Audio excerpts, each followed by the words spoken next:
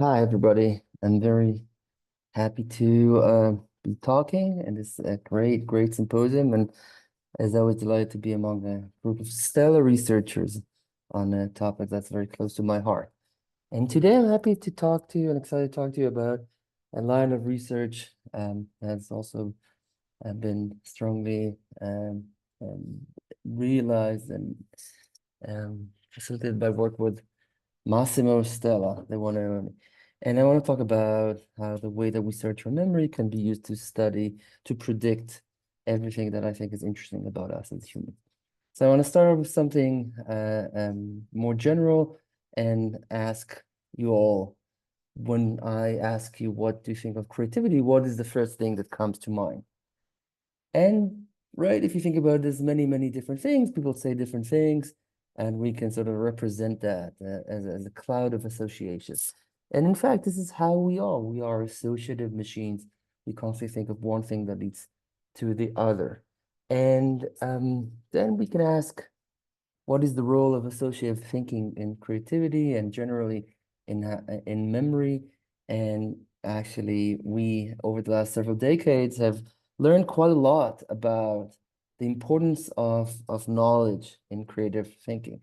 And specifically, we in creativity domain look at two different things and focus on two important aspects that relate to our ability to generate creative ideas. The first is that we have a memory system, knowledge base, a space, and network and map, however you want to call it. And the second is that we have search processes. This is also a shout out to Thomas Hills. So we actually know quite a lot about these two different components, and creativity is a multidimensional construct or capacity that develops over time, and it's very complex. And for anyone who's interested, we last year have written two very general reviews on these topics. The first is a general perspective on how different memory systems, mostly semantic and episodic, relate to creativity across different stages. And the second, which is more relevant to today's talk, is on the role of associative thinking as a general mechanism in creativity. And through a lot of work, we actually have shown that associative thinking is extremely impactful in generating creative ideas that seem to be the ability to generate more remote ideas or farther away, move farther and grow more broadly in semantic space or knowledge, if you assume that there is such a space. So this is something that we know a lot, and I'm happy to talk offline and in general about this topic. But I want to flip this question now and say, given that this is something that we can agree on, and I hope you agree on, if not, obviously, I invite you to read our paper, then can we flip that question and say, okay, if creative people are better in associative thinking, can we ask how the way a person searches their memory relates or predicts their ability to be creative and other adjacent capacities? So to ask this question, I want to briefly focus on how we can study creative cognitive search in general. So we're moving away from creativity for a second. And most research on this topic have used some form of verbal fluency test. The most common example of this is an animal fluency test, where people are asked to, in 1 minute or 2 minutes, just to generate all the animals they can think of, right? And if you try and do this on your own for like the next 10 to 20 seconds, I hope you'll agree it's not difficult, and it's very easy for people to do, and most people usually come up with the words like animal, cat, mouse, and lions, and tigers, and bears, oh my, oh my. So there's a lot of consistency on how people are doing this. Is a very taxonomical, structured, universal, familiar category, which is why a lot of people use it. There's a lot of very interesting patterns, and people have been using all these computational approaches to sort of unpack and reverse engineer the processes that are ongoing, as people are searching, selecting, and retrieving and outputting different animal names in a continuous fashion. Okay, to the point that some in a paper from a few years ago have argued that we can operationalize this very simple human task as an operationalization of a mental navigation process over a space. Okay, and people have been doing a lot of this work on To do that, you need animal fluency data, and you need to have some model of the space. And here we take a different approach. We use a cognitive multiplex network model, okay? This network has a large set of words or nodes, okay? And 4 layers. Okay, this is the model that was developed by Massimo Stella and is a sample of about several thousand words in English. And each of these layers, this includes the same nodes, but the way that the edges constructed are based on different types of information.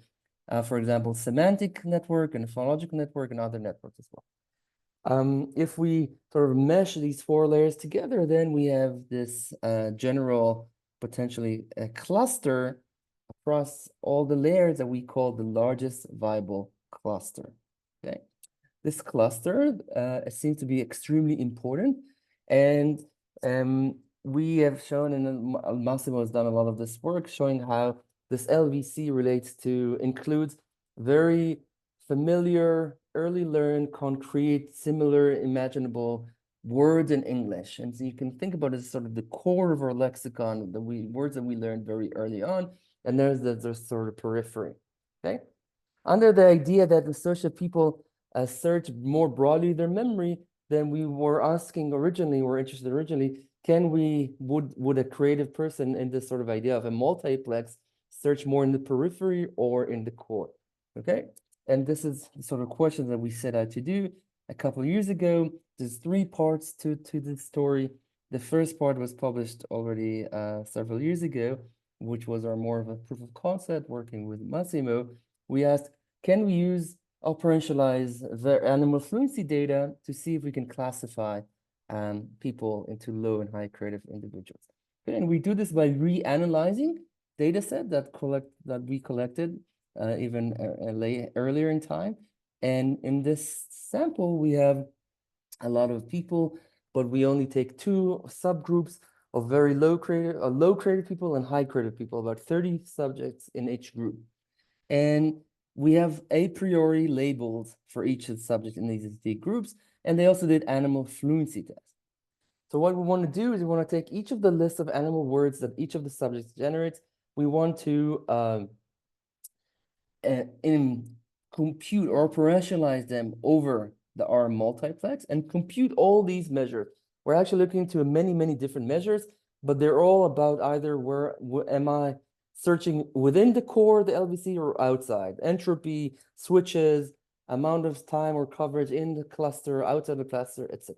Okay, so for every participant, based on their list, we have 16 different variables that represent the features of their search. Then we feed in all of this data into a machine learning approach, and all we ask it to do is to classify the people into, in a supervised learning approach, low versus high creative individuals, and we get to a fairly good success, about 70% success, which was a really good sort of exciting first step. A couple of years ago, I had a master's student who wanted to take on this approach and move it further and expand it. So we want to generalize and see what else we can do, not just classification. So here we go to and reanalyze a different data set that was collected by a colleague of mine, Roger Beatty, and we have here about 160 folks. Now we're going to do there's 3 things that are different. The first is that we're not looking at creativity. We are looking at a related construct of the personality trait openness to experience, which is the personality trait that is most related to creativity. The second thing is we want to look at a different category, not just animal, to see how much we can generalize the success of this approach. And we use synonyms to the words hot that were generated by the participants. The last thing is that we wanted to classify people into low and high openness groups. So we wanted to somewhat repeat and perhaps sort of replicate the first study that we showed you, but we also wanted to go bigger and say, can we predict individual differences in the score?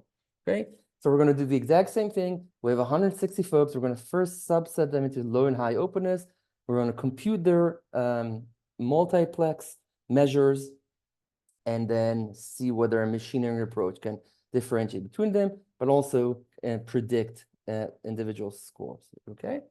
And the short answer is that actually we can do this very well. So our classification is even stronger than for creativity, and we can significantly predict individual differences in the scores of openness to experience, which I think is much more exciting. And then the last stage, this is work that is currently being written up. We wanted to go as big as we could for the time and try to do all of this together, continue to replicate and generalize. So here we went out to Prolific and collected new data, okay, for about 500 folks. They are now, we collected from them animal fluency and hot synonyms, and also measuring different types of creativity, either self-report questionnaires, classic task-based measures, intelligence and personality, and we're going to try to classify and predict all of these 4 dependent variables. The short answer for this is that we continue to replicate, extend, and generalize in a very strong, both for the classification and prediction. There's variance across whether these are self-reports versus task-based. This is always an issue, and I'm happy to talk about that. But overall, I think the message is how potentially crazy, strong, and maybe scary is that all I need is a minute of your time to say out loud animals, to tell about you everything that's important. But I think more theoretically, how interesting it is that the way that we search our memory really tells something that is so powerful about our diagnostics. We are also using this in clinical research. There's a new review paper that just came out earlier this year with Massimo and myself and others on this cognitive multiplex approach, and I'm happy to take on any questions. Thank you.